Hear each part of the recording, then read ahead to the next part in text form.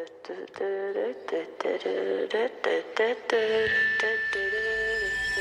legends are told, some turn to dust or to gold, but you will remember me for centuries. This is the Cameron Parker Show, brought to you by Spreaker, where we discuss everything from around the local professional sports scene in Colorado, such as the Denver Broncos. Chris Harris comes out. I don't know if he was on the drive, but he said, I knew 15 seconds into that game that I should have been on T.Y. Hilton. If players are coming out and saying that, it falls again on the coaching staff. Not to mention insiders from around your local sports scene. Ryan Spilborgs, former outfielder for your Colorado Rockies. It's not going to be the 25 guys that leave spring training that are going to be the only guys the entire season. I mean, you need depth. You need guys that are going to be in your minor leagues that you may not expect. Ryan Edwards. You know, when you're talking about an offensive line, it's about the five best guys, right? And you're talking about the five best guys gelling. There hasn't been a lot of time for that.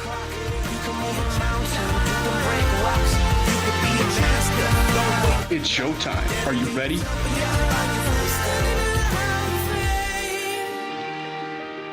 Welcome in, ladies and gentlemen. It is another edition of the Cameron Parker Show. We are live, obviously, talking about the frustrating Denver Broncos. The World Series is going on currently. The Dodgers are up 3-1 in the bottom of the seventh inning. It is a seventh inning stretch in Game 1 of the World Series. Obviously, a lot to talk about with the Denver Broncos, a lot to discuss, a lot to certainly get off of our chest. Talking about what has transpired exactly so far in the NFL season. For the Denver Broncos in particular. And it's incredibly frustrating, and I absolutely want to get your guys' opinion on this. And if you guys are listening, you guys are first-time listeners or first-time people to chime in on the chat line, please feel free to do so. All you have to do is create a Spreaker account and chime in on the chat line. And please just open your heart out, if you will, and let the world know exactly how you are feeling about the Denver Broncos, because it's horrendous, to put it lightly. It's very, very bad play on really, for the most part, the offensive side of the ball, but the defense is not playing up to snuff at all. And you know, it's been incredibly frustrating. It's been incredibly frustrating to see the regression of a quarterback that looked promising from week 1 and week 2 to basically take a complete 180 and maybe be for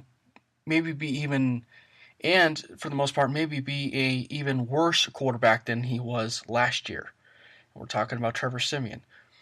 So we have a lot to talk about today. We are going to be talking about the Denver Broncos. CJ Krainock, who stopped by on Tuesday, will stop in and call, and we will give some fantasy football discussion in our Fantasy Football Focus segment, where we release the Krainock, as I love to call CJ. It's whenever he's got a great opinion, I just say, well, we're going to release the Krainock, and we will do so here tonight. So obviously, certainly, the Denver Broncos did not play up to snuff. They lost back-to-back heartbreaking They lost heartbreaking games against a winless New York Giants team, and they're not winless anymore. They lost to the Los Angeles Chargers in a stadium filled with 30,000 fans, and 70% of them were Broncos fans. And, you know, when you look at the entire game, certainly it was so frustrating to see not only the offense play bad, but to see this to see this team completely unravel. And it just, they're making it incredibly difficult for the offense to be effective. They just have no identity. You know, you say you want to be a passing team, you say you want to be a running team. You're down 14 points. You were then down 21 points, but you at what point never really committed to the run, and it's incredibly frustrating when you look at the aspect of the just the game in general. Trevor Siemian's lighting it up through the air, and then you have C.J. Anderson and Jamal Charles completely ineffective against a San Diego Chargers run defense that is near the bottom in the league, like the New York Giants, and you cannot run the football. And it goes to the offensive line play. The offensive line play has been horrendous on the right tackle position, and as well as the left guard position, and certainly the injuries have been starting to pile up to the point where you basically handed from an offensive line perspective, you handed the Los Angeles Chargers a victory. And I'm telling you guys, I'm telling you guys that, you know, Melvin Ingram, Joey Bosa, they are a handful of a pass rusher. Both of them. And, I mean, now granted, whether you had a healthy offensive line or not, you're going to be dealt a very difficult hand trying to stop both of them. You know, I mean, it in essence is the Broncos version of Shane Ray and Von Miller. You know, and so there is this identity crisis right now with the Denver Broncos, and we're going to discuss that next right here on the Cameron Parker Show. But again, this is a scary moment. You use the month of Halloween. It is a very scary moment for the Denver Broncos because, well, it appears that their season is heading down the tubes, and especially with the next two games going up against very, very difficult opponents in the Philadelphia Eagles. And did you guys check and see what the Philadelphia Eagles did on Monday night? They look like maybe the best team in the NFC with the play of Carson Wentz. Carson Wentz is not only a player that I felt has been probably my favorite quarterback in the NFL right now, but he's a guy that is taking his he's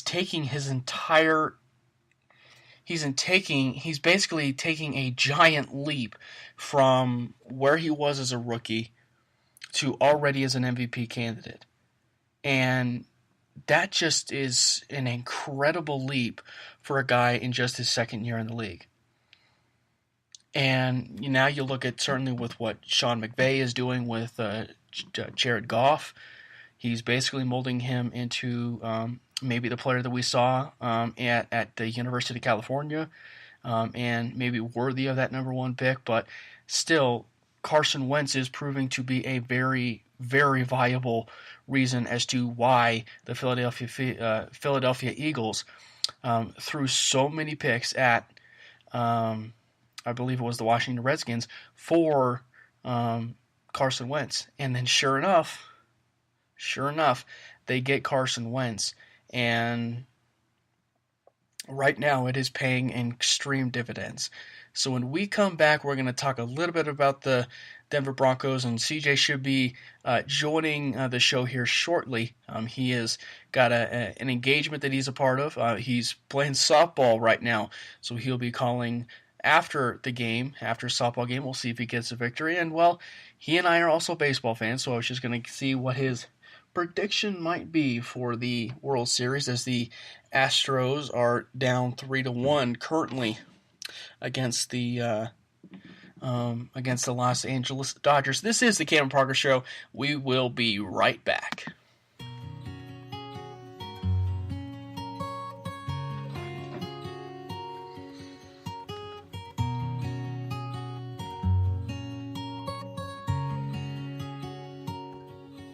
We lift praise to you in heaven, and we raise our hands in adoration generation. For you are the God who saves, God who reigns, God forever, pouring grace, oh Lord. We need so much more of you. 'Cause your love is running through my veins, keeps my heart beating, keeps my heart beating.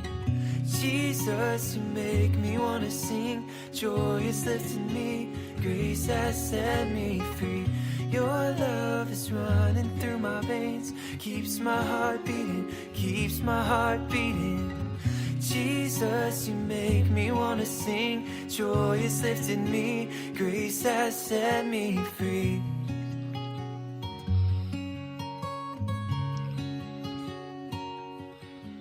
The chains have fallen off our feet, so we dance before our God and King.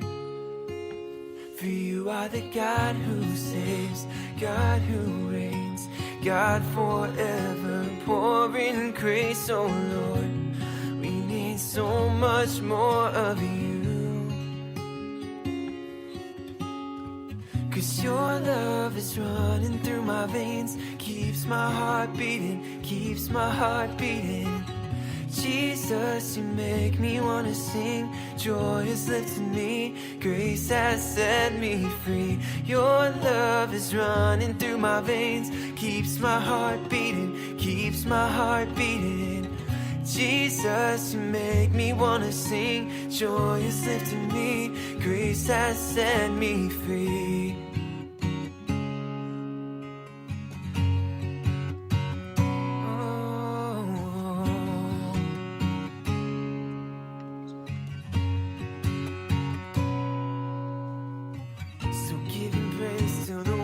Are shaking, your love is unending.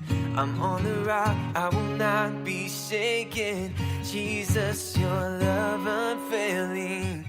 So giving praise till the walls are shaking. Your love is unending. I'm on the rock, I will not be shaken. Jesus, your love unfailing.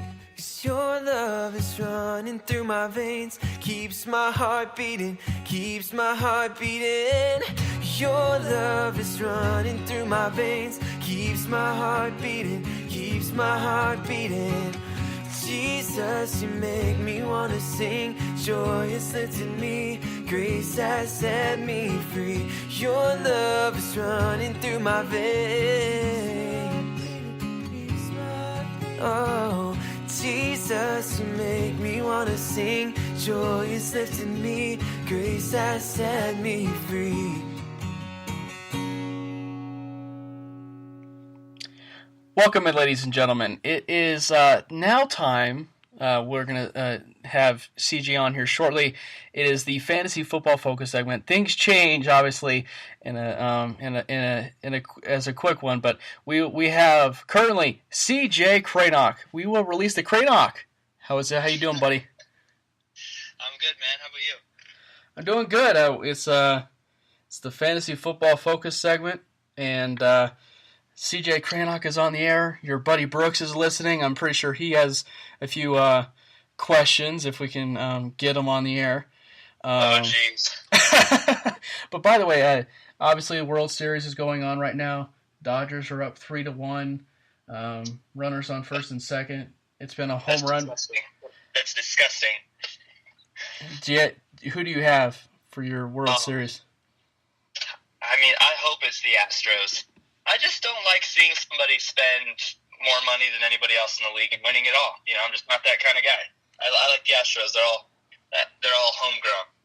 Yeah, you know, and I mean, I was for a period, and maybe it was just because it feels like it's been forever, but I was the rare guy that, you know, when you saw the New York Yankees in the postseason this year, it felt really good to see them back in the postseason, you know, but at the same time, I had to retract everything that I was, you know, saying because they were in the ALCS 5 years ago. So, you know, so It seems like it was forever ago, huh? right, and not only that, but to your point, they do spend a lot of money. At least not now. They're kind of changing script and going more to homegrown with some of their players and some of the talent that they have. But yeah, so so are you thinking Astros in 6, Astros in 7, Astros in a sweep? Definitely not in a sweep. I'll see it going 6 or 7. I hope it's Astros in 6. I could see it going Game 7. Two really good teams. I just like the way one was built over the other, so I hope it's the Astros. All right. Well, hey, let's get to it. We have some questions about the Fantasy Football Focus segment. Brooks says Astros in 7.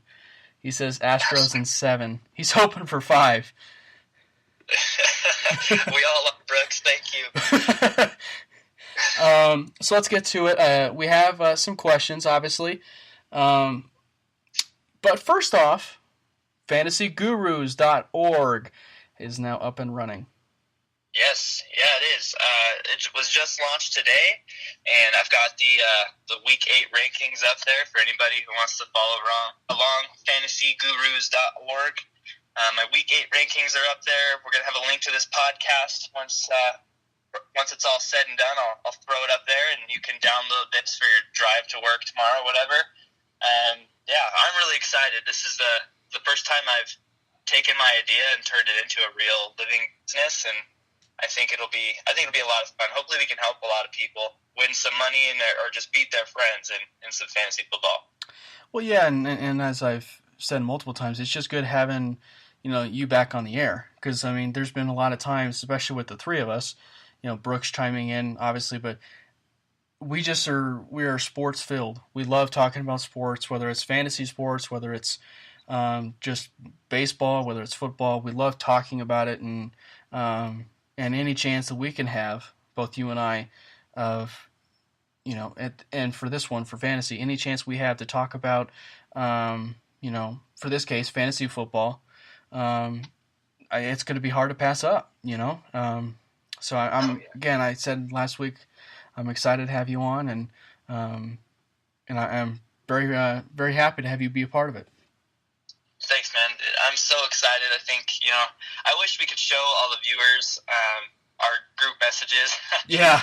All of us getting fired up about, whatever sports things happening, whether it's baseball, basketball. I mean, we just love talking sports, and it's fun to be able to do that. If they could even, listen. I was going to say, and we're talking about fantasy, if they could even get in touch with that, Not Your Mom's Dynasty League, the group message that man, maybe that's a good thing. We should put it that way.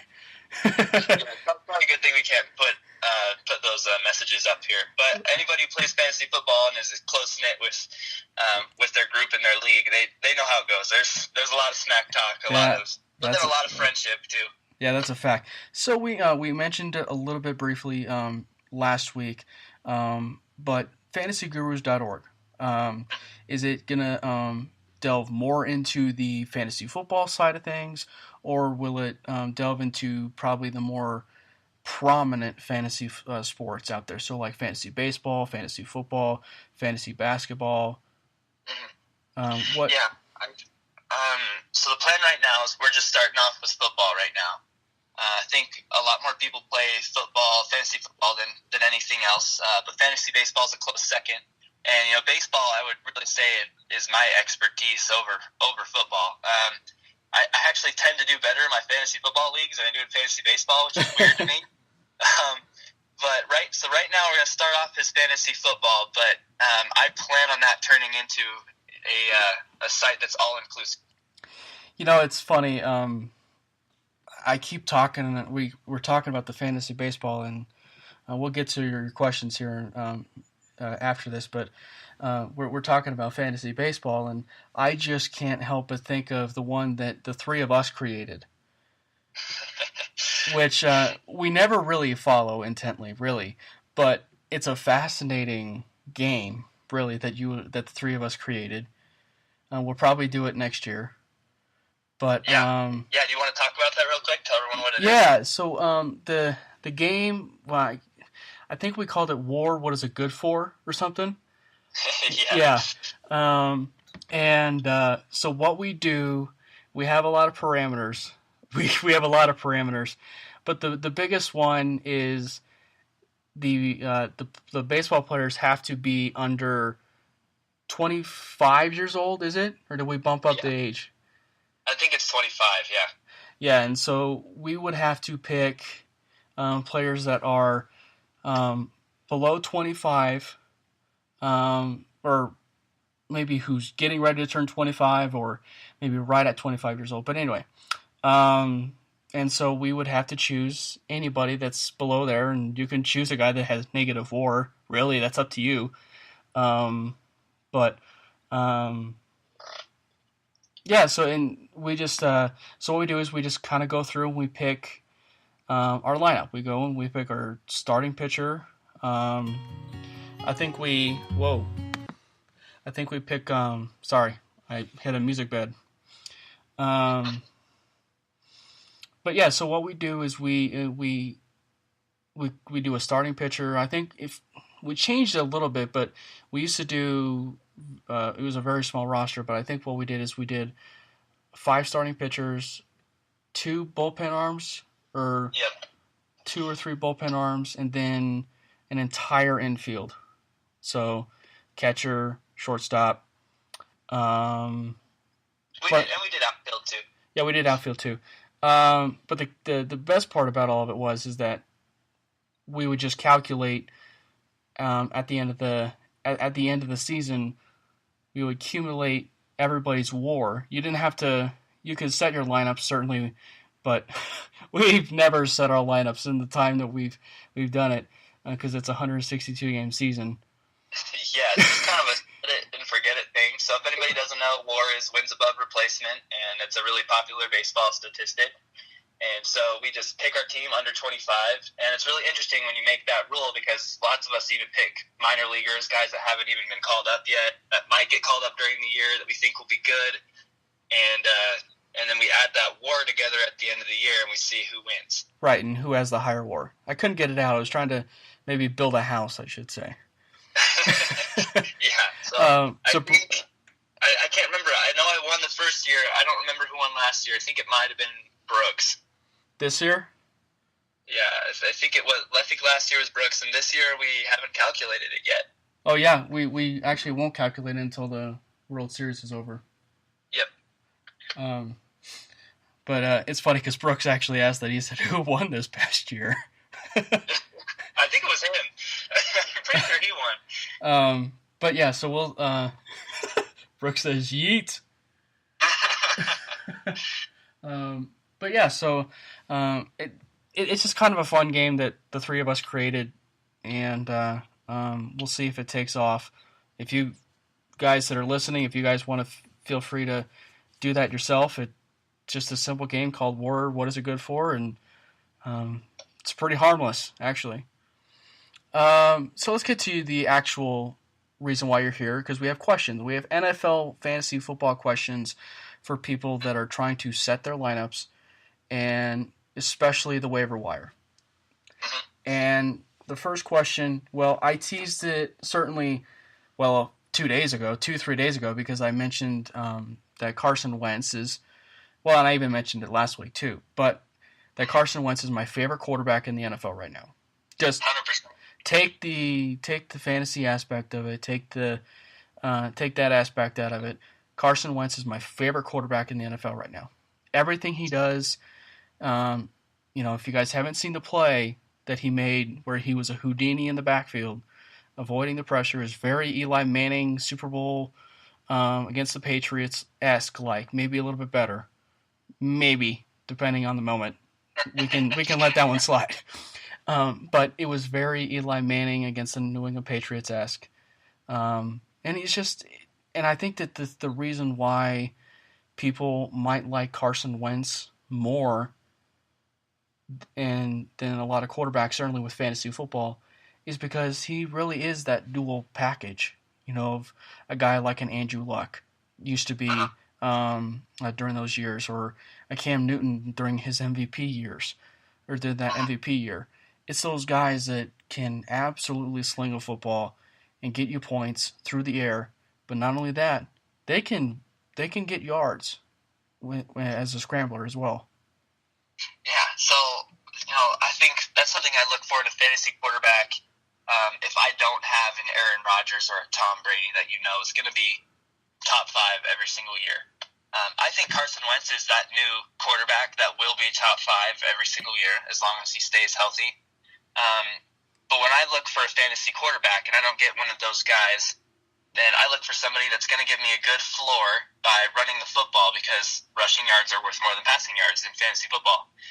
And so if you can get somebody who can pick you up 25, 30 yards on the ground a game, like Carson Wentz or like Cam Newton, although he doesn't run as much anymore. Aaron Rodgers, yeah, Aaron Rodgers. They give you a good floor to work with, so that you always have, even if they have a terrible game, you have something, because like Brett Hundley this week, he only threw for 87 yards, but he had a rushing touchdown and like 40 rushing yards, I think, and he actually turned out to be almost serviceable fantasy quarterback, even though he played terribly.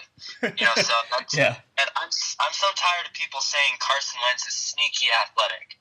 Like, there's nothing sneaky about it. The dude is straight up athletic. Yeah.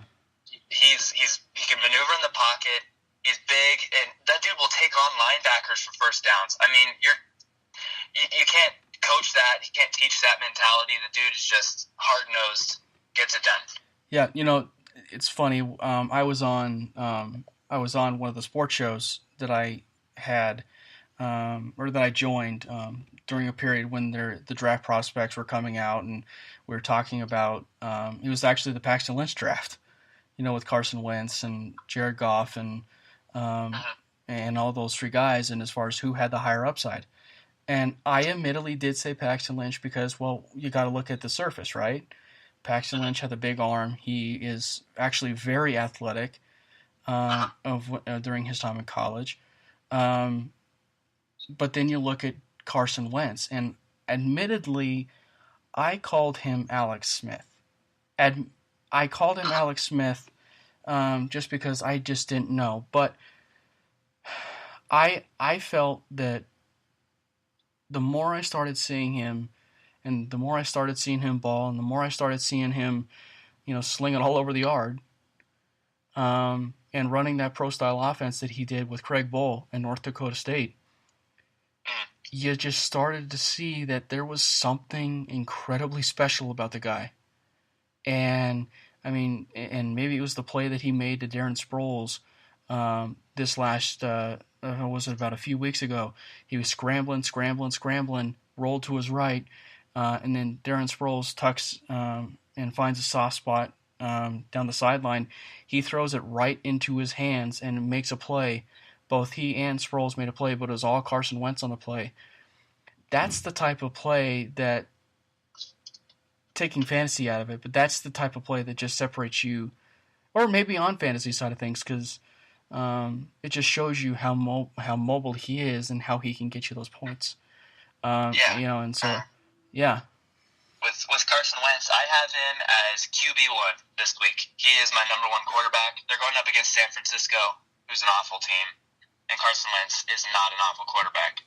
He's my QB1, and he is now, I told you last week, if you didn't listen and go get him, if there's still somebody in your league that doesn't believe in Carson Wentz, trade for him today. He is First off, they're idiots. Yeah, they're idiots. They don't know what they're doing, but there's a lot of those in leagues. There's a lot of those. So, well, I'm 1-6, it's worth just sending an offer over and seeing. Yeah, I was gonna say, speaking of idiots, I'm 1-6, and we had keepers, and I chose Carson Palmer, and I had Ryan Tannehill, and I'm basically QB-less right now. Yeah. Well, hit me up. I've got 3 QBs. Right. Speaking of the QB train, and speaking of the Denver Broncos and Brooks' favorite quarterback coming into the league this year, Trevor Siemian. Yeah. I have Trevor Siemian as... Is he taking a significant step back? Yeah, I have him as QB 22. which that's pretty bad. There's only 28 active quarterbacks this week, depending on what the Browns do, because nobody knows. And he's 22 out of 27. Yeah, it's incredibly frustrating on both levels because there is an athletic side to him that he has to use his legs more, that's the appealing side of it for fantasy. And maybe he can get you those garbage points if the playbook changes and they decide to sling it all over the yard. Because they are having an identity crisis as far as the offense is concerned. The thing I worry about with Trevor Siemian is I think that there's some garbage time points to be had there. You look at 2 weeks ago, he threw for over 300 yards, and he didn't even play well. But fantasy-wise, he would have had a good game. Right, because the garbage points. Because, they don't count. Right. It's just statistical, And he threw for over 300, and he had a good game, fantasy-wise, but I really worry about him getting benched. And, that's why I'm so low, because he might get some garbage time points, but you're really risking it with a quarterback who might not play the whole game. Well, and not only that, might get injured because of the play of the offensive line. Yeah, that too. That's probably the biggest thing. And maybe not being benched, but being benched, or should I say be taken out of the game because of the fact that our right tackle is completely ineffective, and it's like Swiss cheese. Anybody can come through the line. You could, if you lined up as a left end, I'm pretty sure you could sack Trevor Siemian right now with the play of the right tackle. Yeah, it's awful. Yeah, it's been pretty awful. And I like the guy. He had so much promise in the first few weeks. The Dallas game was certainly his coming out party as far as what could potentially be his highest ceiling. But he never he never harnessed the fact that was his best game. He never took the bull by the horns, and he never did anything about it. He never moved forward, and it seemed like he just was going through the motions, it seemed. Yeah, definitely. I would avoid him. For fantasy football wise, I'd avoid him in all leagues. I just wouldn't even think about it. Drop him if he's on your team. All right, so let's go to the liqueur of the day, and that is Orleans Darkwa. I told you so. He was the most added player in ESPN leagues last week. He jumped up over 30%. It might have even been over 40%. And was started in a lot of leagues because of what he did to the Broncos defense. And he laid a dud. I think it was like 37 yards, something like that, really low. And I told you so. The Giants they're better than 0-6, but they're still not good. And Eli Manning is not that good. The receiving core is battered. I mean, they're just going to stack the box and stop the run against these guys. And Orleans Darkwa is not a special back, so don't fall for it. Yeah, pretty sure it's a good liqueur, though. Not sure what kind of liqueur that might be, but I'm pretty sure it might taste good. Maybe it's I don't know, maybe it's like a scotch.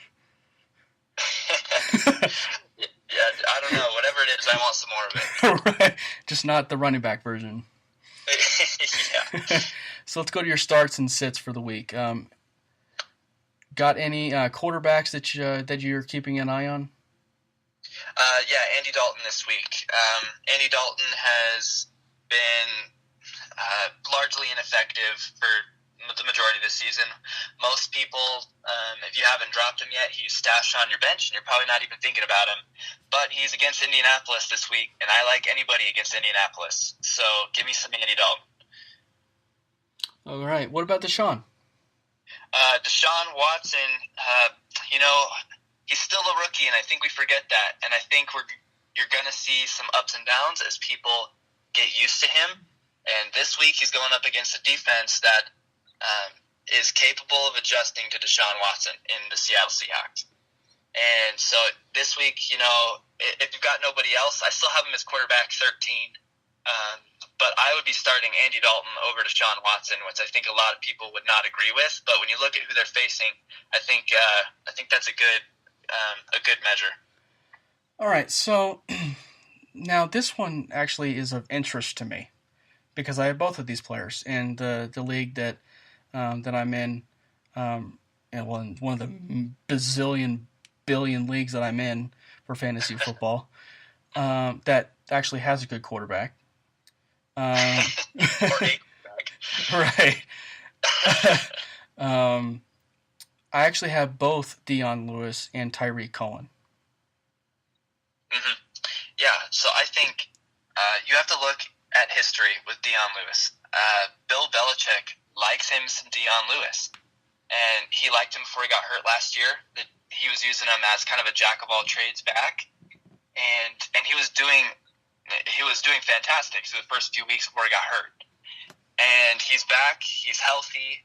They're easing him back into the offense. You see Mike Gillislee, James White start to have a little bit of a decrease in usage, and Dion Lewis is creeping up there. I think this is the week that he has a breakout. And with Terry Cohen, he had a good first couple weeks, but he didn't even get a carry last week. 0 carries. With Jordan Howard stealing all the touches back there, and Mitchell Trubisky throwing it. He completed 4 passes. Mitchell Trubisky completed 4 passes last week. They won, but he completed 4 passes. And so obviously Cohen's not going to get enough touches. He's not even getting any carries out of the backfield. So Dion Lewis, I think, is going to be the Cohen of the beginning of this year, and he's going to start getting those touches out of the backfield, adding some receiving yards. If you're a PPR, I'd definitely pick him up. But I think he's a must-add if he's available in your league. Well, here's the thing that I would maybe let's play devil's advocate for a second about Dion Lewis. It is the Patriots, and they have a plethora of running backs. Rex Burkhead is injured, and they probably, I think if you were to ask maybe a lot of players or a lot of coaches on there, I would say they probably like Rex Burkhead maybe a little bit more than maybe maybe not a Dion Lewis, but well, it's just hard to say. But I feel like he himself fits the mold of what the Patriots want to do as a running back. Not trying to say because I'm a Huskers fan, just because I think that he, as far as what Danny Woodhead used to do with the New England Patriots, Rex Burkhead can do the same. But as far as playing devil's advocate and kind of going off of that, I think that the New England Patriots can be so unpredictable with their running back situation that you have no idea who's going to be going off in the upcoming week, whether it is a Dion Lewis or whether it is a Mike Gillislee or whether it is a James White or when Rex Burkhead comes back and he's healthy. You just never know. And it's a good problem to have as a team, but not a good problem for fantasy. But it's a horrible problem for fantasy. Yeah, and so I would say to that with Dion Lewis, he's my running back 20 this week, which means he's a low-end running back 2, or flex play. And I think that's exactly what he will be for the rest of the year because, like you said, it's a little bit – well, not even a little bit. It's very unpredictable in the Patriots' backfield. But when I look at the Patriots' backfield, I like the Patriots in general, and I think who do we know is going to get points every week on the Patriots' offense? And that's Tom Brady. And Tom Brady's going to throw the ball. And so I like the pass catchers out of the backfield for the Patriots because I know Tom Brady's going to sling it, and he's going to have to check it down every once in a while. And so that's a good floor for me with a lot of upside. So that would make him, flex or running back 2 if you have an injury, something like that. That's where I would put Dion Lewis because of that unpredictability. Let's go to the wide receivers now. This doesn't apply to me, but I do have him. Tyreek Hill and Kelvin Benjamin. But I have Tyreek Hill. Yep. I think Tyreek Hill and the Broncos defense, I don't see this ending well. I think Kansas City's probably going to run Denver out of the building, which is really sad to say because I'm from Colorado. But you're also a Packers fan. I am a Packers fan, yes. But I do love the Broncos. Broncos too. Being from Colorado. Yeah. And that's hard for me to say, but I think that's true. And so I look at somebody like Tyreek Hill, who has an opportunity to go over 100 yards, probably catch if he can catch one bomb this week, they're going to go deep to him. And he has an opportunity, maybe a special teams touchdown. He hasn't had one in a little while. He's due. And then on top of all that, if they get a lead and they're running out the clock, Tyreek Hill can also play out of the backfield. And so I like the versatility there. And so I have Tyreek Hill right now as wide receiver 13.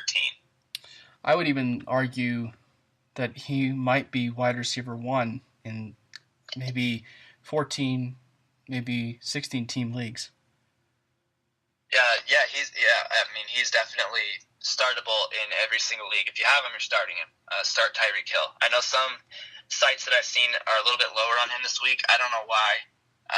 The Broncos aren't playing like the Broncos of old, and I think Tyreek Hill is he's due. He's definitely due, and I think that happens. He's too talented. He's too fast to not break out, and I think we're about to see it. Now let's transfer to the tight ends, and this one is surprising. This one is actually super, super surprising based on the player that finally went off after I was ratting on him last week. He went off, and I had to re-pick him back up in my fantasy league. And that was O.J. Howard, but it's Austin Seferian-Jenkins and O.J. Howard. So Austin Seferian-Jenkins was looking like a little bit of a disappointment last week after I hyped him up as a must-start, and then he got a touchdown, and the world was good again. Seferian-Jenkins is going to get a healthy target share. I don't know, for whatever reason, he didn't have that many receptions or targets last week, probably just game plan things, but he's pretty much their number one receiver. And so I'll give Austin Seferian-Jenkins another week here, have him as tight end 5. And then O.J. Howard, I don't know if you saw the touchdown that O.J. Howard had this week, the second one. He had 2. Did you get a chance to see that second touchdown? No, I didn't. Nobody within 30 yards of him up. Oh, so it was like his other touchdown that he had that was wide open and was kind of blown coverage. Yeah, so I don't think that it was an O.J. Howard coming out party. I think it was a blown coverage party for O.J. Howard. He just was wide open. My grandma could have thrown that pass to him. He was by himself, 30 yards, nobody around, gets, I think, 35-yard touchdown out of that. Majority of his yardage and another touchdown. I think that is a stat line that will not continue, at least this week. I really like O.J. Howard long-term, but I don't think it's his time yet. I really don't. And so I have him all the way down at tight end 17 this week. And I think, up until this point, he had done nothing. And just one week where they had 2 blown coverages isn't enough for me to move him up any farther than that. All right. Well, hey, we do have a question from Reed. He asks, I have Alshon Jeffrey, Devontae Adams, and Demaryius Thomas. Who do I start? That is a very interesting wide receiver core, because at the beginning of the year, that would have been, I would have said that was one of the best receiving cores in your league, right, if you had those 3 guys. I believe in Alshon Jeffrey. He's, just because of what we talked about earlier, Carson Wentz. He spreads it around, Carson Wentz does. I think there's going to be some times where Alshon Jeffrey doesn't get the targets that we all hope he does, and that's just because they have a lot of targets, and Carson Wentz spreads it around, and he's not trying to force feed the ball to anyone. He's taking what the defense gives him because he's a good quarterback. And, so I have a lot of faith in him. So he's a start for me. Alshon Jeffrey, I have him as wide receiver 10. So he's still top 10 play for me. I would be really worried about Davante Adams. And that's, Brett Hundley did not look like a professional quarterback last week. And I feel bad saying that because I touted him last week as he was legit, pick him up. I still think for fantasy purposes, he can be serviceable. If you have an injury or a bye week, you need to fill in because of his legs. He had a rushing touchdown last week and a good floor of rushing yards. But he only threw for 87 yards. And, there's There's still Jordy Nelson to feed in that offense, and Devontae Adams, and I just don't. I would bench him for Demaryius Thomas, and I know what we were just saying about Trevor Siemian, but I know. No matter what happens with the garbage time for the Broncos, Demaryius Thomas will be in there. I'm worried about Siemian getting benched, but Thomas will be in there regardless of who's throwing him the ball, and there's going to be some garbage time points for him. So you sit Devontae Adams. Sorry, what was that? So you would sit Devontae Adams. If you were answering the question, you would sit Devontae.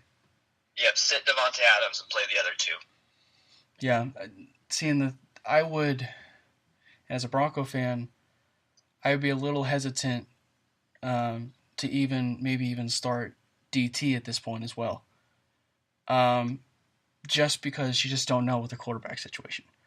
And for the simple fact that Sanders, from all indications that I've been hearing, is pushing really hard to play on Monday.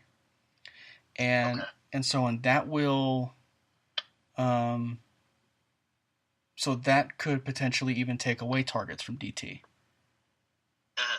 So, but all in all, I would say it's between Devontae Adams and DT. But so right now, I would probably tend to agree with you and say Devontae Adams. But DT is still in that interesting boat because of the same situation. Yeah, and it's not ideal with either of them. And like I said, those are three wide receivers at the beginning of the year have been like, you're set. That's a great core. But with the injuries to Aaron Rodgers and the extreme regression of Siemian, I just, those both make me nervous. But I would trust Siemian more than Demaryius Thomas. Siemian more than Brett Hundley. And especially after what we saw last week, I think at least you might get some garbage time because it looks like the Packers, to me, are going to try to ground and pound it in the run game and play good defense, which is weird to say as a Packers fan because I don't think I've ever seen our team do that before. Yeah. But they're handing off the ball, they're getting 100 yards on the ground, and then they're trying to stop, they're trying to just hold them at bay on defense. So I think Siemian will still try to sling it. Well, CJ, thank you very much for your time, man, and I'll see if I can get you on maybe for a full show, and we can talk sports as a whole, along with your fantasy football focus, release the Krainock segment. All right, man, I would love to do that.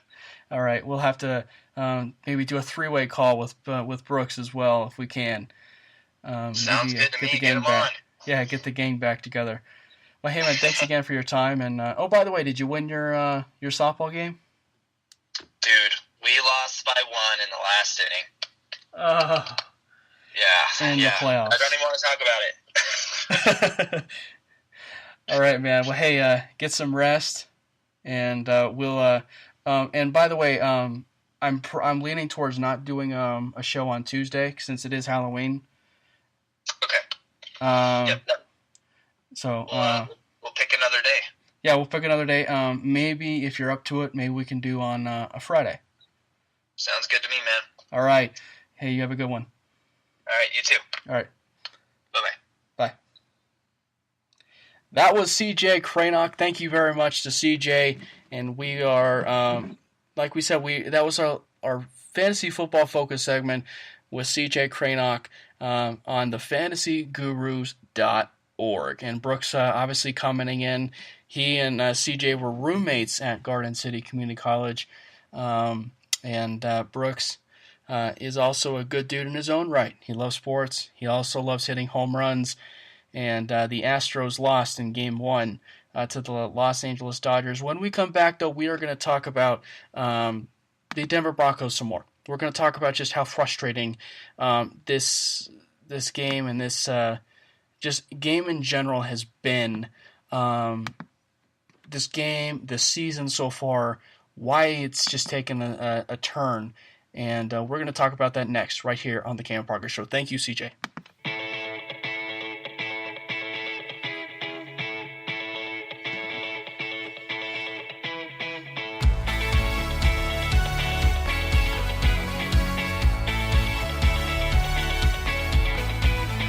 Let the heavens roar and all that that's within me. Can't stop singing now. Revival is coming. There's no other name. To you be the glory. Every victory you have delivered me. Don't ever stop. Come on and sing it now. Lift up a shout of praise. With all my heart, I will bless your name. Give it all to you. You're all I need. From the grip of pain, you have rescued me. Sweep me off my feet. I will dance for you.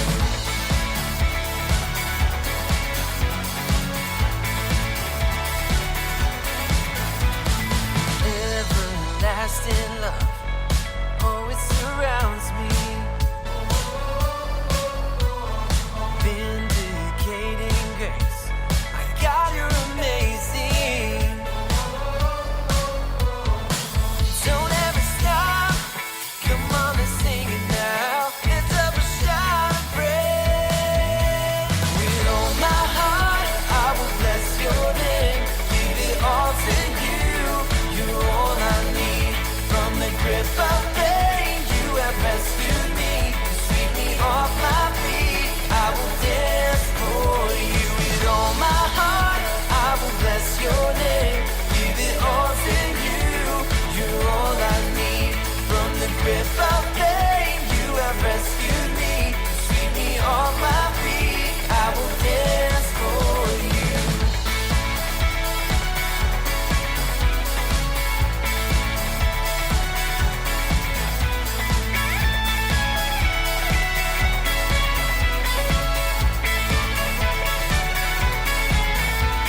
With all my heart, I will bless your name. Give it all to you. You're all I need. From the grip of pain, you have rescued me. Sweep me off my feet.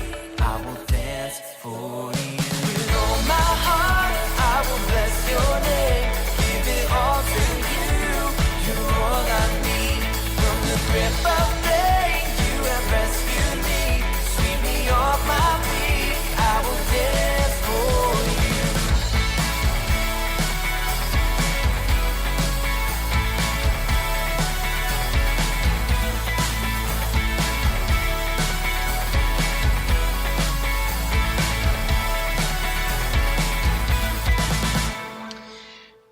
Thank you to CJ Krainock for calling in and doing the fantasy football focus segment right here on the Cameron Progress Show. Let's get back into this Denver Broncos discussion. It was very frustrating. It was a very frustrating game, back-to-back weeks. They could not have a semblance of an identity. They said they want to run the football, and once they get ahead, they would tend to go to the passing game. And the problem that you run into,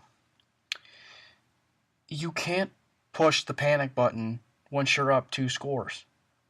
And it's everything trickles down to the point with the Denver Broncos that it's just out of control so far right now. And it's been one of my concerns, and that is the fact that the Denver Broncos have to find a way to keep a lead. And when they have the lead, they play and they unleash all the terrific pass rushers that they have at their disposal. Defensively, they're playing fine. However, they are not turning the ball over. One of the staples of this team is turning the ball over on defense, and they are not doing it. They are in the negatives as far as takeaways this year. That's not going to win you games. You look at some of the best defenses in the National Football League that have been up there. They have +5, +10. They are in the high pluses as far as takeaways. They have the regularity of turning the ball over every single time, and so the fact that the Denver Broncos have not been able to do that is very concerning. But at the same time, you also have to have a lot of luck on your side. So, is it being greedy? Yes, it is. It is being greedy. But again, they have not been able to turn the ball over. And it's one of the reasons why it's just been so frustrating to see the defense, play exceptionally well. Um, but again, they still find a way to give plays up in the middle and allow the short dink and dunk plays to go for significant yardage. And that can't happen. They certainly aren't allowing the big play, but it's the short plays that are becoming a big play. And that can't happen. It's incredible that it's lack of discipline of a defense. It's maybe lack of coaching, and maybe lack of an identity of the practices and everything that they have been wanting to come together. It's just frustrating when you see everything not come together. And so one of the problems that I have right now is the quarterback position. Trevor Siemian is regressed in the most quick way possible. He's pinpointing one read, and he's only pinpointing one read. And is he one of the biggest reasons why? Sorry, is he the sole reason? Is he the biggest reason why the Denver Broncos are struggling right now? No, but he's up there. He is really up there. Is the right tackle position? That's probably the biggest situation. Is the right tackle situation? Menelik Watson is a sieve, and deciding to trust a 33-year-old to play right tackle who hadn't played right tackle for the majority of his career is asking and setting yourself up for failure. It is setting yourself up for failure. But like I was throwing out earlier, what choice did they have? Donald Stevenson was out. Menelik Watson was out.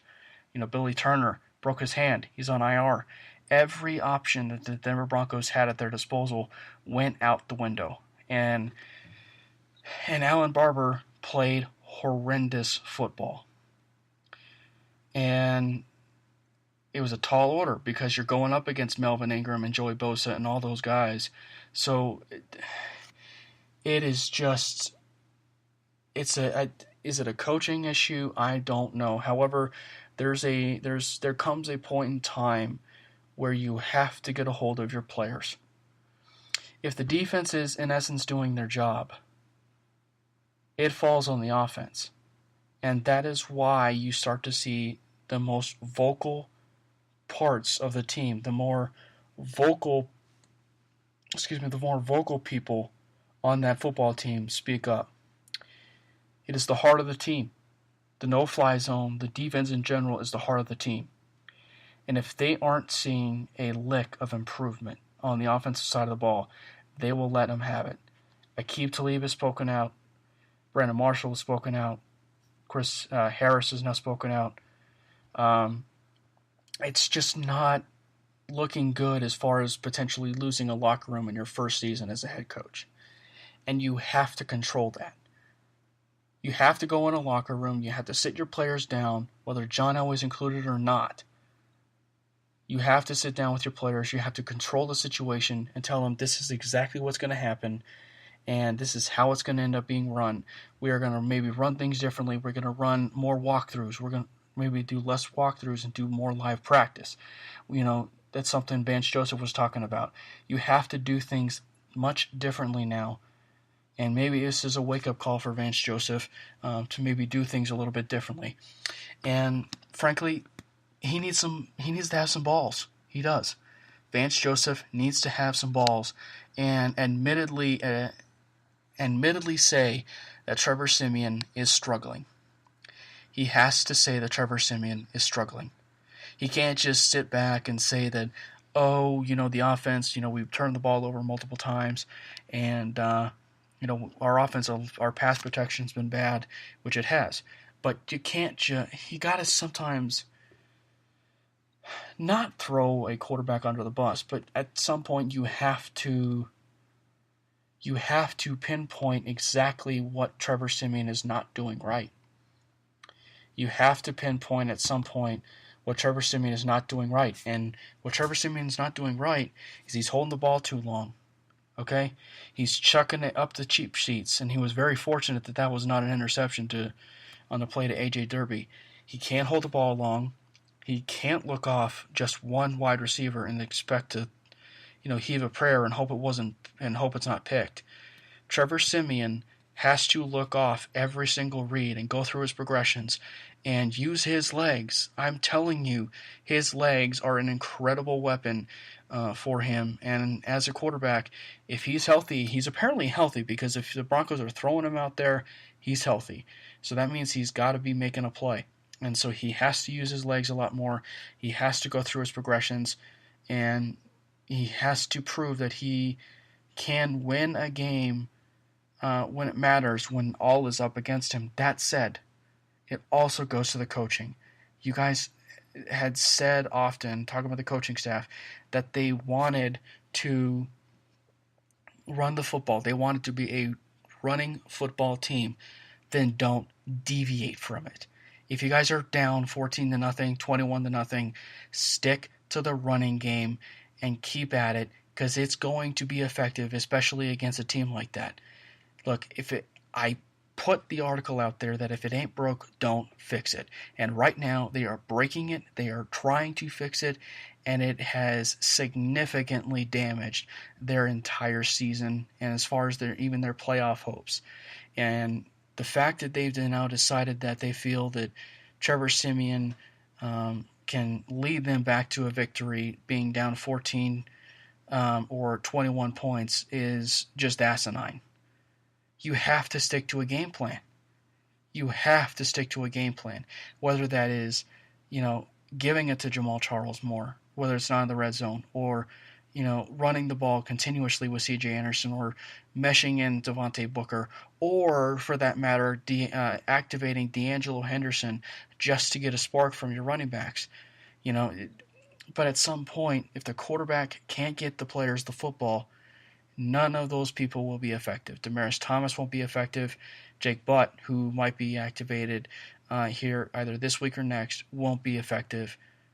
And, everything is just screaming for this to be a down in the tubes year. But at the same time, the team also has to think about the health of Siemian. If the offensive line can't do its job, you have to keep your quarterback healthy. You have to keep him healthy under center.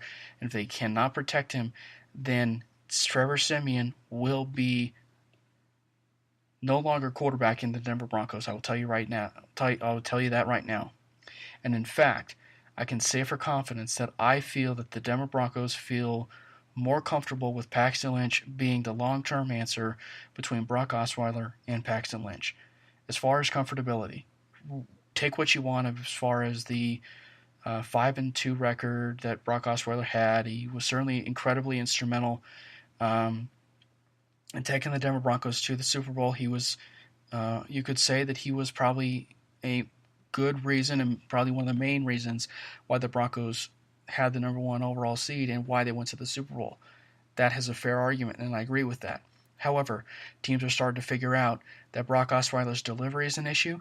He is not making not nearly enough accurate reads like Trevor Siemian. The quarterback situation is porous. It's pathetic. And really, it's to the point where they have to consider all options next offseason, whether that is a Kirk Cousins, a Jimmy Garoppolo, an Eli Manning for that matter, or Drew Brees for that matter. Maybe even going into the draft, you could look at Josh Rosen, Josh Allen, Lamar Jackson, Sam Darnold if he decides to declare for next year. Baker Mayfield, it would be another one. Luke Falk if they want a later round quarterback.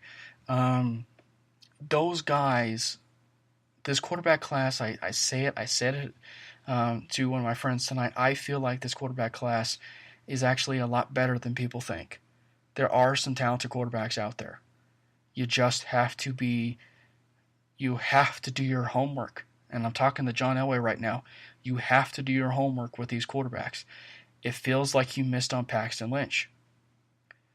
and you were hoping for a prayer, or Gary Kubiak was hoping for a prayer in Trevor Siemian when he threw his eggs in one basket last season. And now it's starting to regress in the worst way possible. And Greg Knapp and Gary Kubiak and Rick Dennison are no longer here. Look, I think Trevor Siemian is a very smart quarterback.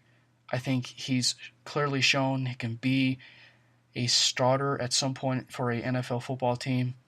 But right now, the Denver Broncos are a better football team with a different starter that's not on the roster. The Denver Broncos starter next year will be the Denver Broncos starter at quarterback will not be the Denver Broncos starter at quarterback is not on the roster right now. Whether it's a draft, whether it's a trade, whether it's via free agency, the Denver Broncos quarterback is not on the roster right now. That I can tell you for a certainty. Everything is so bad for this Denver Broncos team that, frankly, I'm expecting another 2-score defeat at the hands of the Kansas City Chiefs, because the Kansas City Chiefs are just a phenomenal football team. They run the football. The offensive line is pretty darn good. They have wide receivers, playmaking wide receivers. They have a really good tight end, a jerk of a tight end, Travis Kelce, but he's still a really good tight end. And he's probably the best tight end in football when Gronk is not on the field. So the Denver Broncos are staring at a very bad record, even after the Philadelphia game. Everything is basically to the point where should you just take the season and just wash it away and just start clean next year? The problem with that is you're wasting another freaking year with this defense. All this team needs is a right tackle, which they can't seem to get right. For the past 3 years, John Elway has never found a semblance of a great right tackle or a good right tackle. And it even pains me to say that he can't even find an answer to even replace Max Garcia. The whole rotating conundrum that's going on with Max Garcia and Alan Barber, that has to find an answer somehow. They have to find a way to get some continuity in there. I am telling you guys, I've been telling you guys for quite some time that ever since training camp, this whole meshing of multiple players just screws so bad with the continuity of an offensive line. An offensive line cannot grow when there are so many positions in flux, whether it's the right tackle, whether it's the left guard. There are so many positions that you just cannot have any continuity. You have 3 of the 5 offensive linemen that are pretty stellar players. Ron O'Leary might be your best football player in general on this roster. You have Garrett Bowles, you have Matt Paradis. All 3 of those guys on your offensive line are incredibly gifted offensive linemen. Now, lock yourself up on a guard, get yourself a right tackle, whether it's a true trade deadline this year or in the offseason or in the NFL draft. That's where it's a little dicey because the tackle class is pretty bad. However, it's just the Broncos have to find an answer immediately. They have to determine what is the identity of this football team. Stick with it. For the love of what's out there, please stick with the running game. It is what you're good at. The running game, the offensive line loves run blocking. They create holes for some of the backs to get through. They love running the football. Stick to what you do best. This is the Cameron Parker Show, and we will be back on Friday. I'll try and see if I can do a show here on Friday, this coming Friday. And so again, as I was telling CJ, there is no Cameron Parker Show on Halloween because, well, I have a party myself here on this Halloween that I will be attending. So no Cameron Parker Show on that Tuesday for Halloween. but there will be one on that upcoming Friday next week. Thank you all for tuning in to the Cam Progress Show.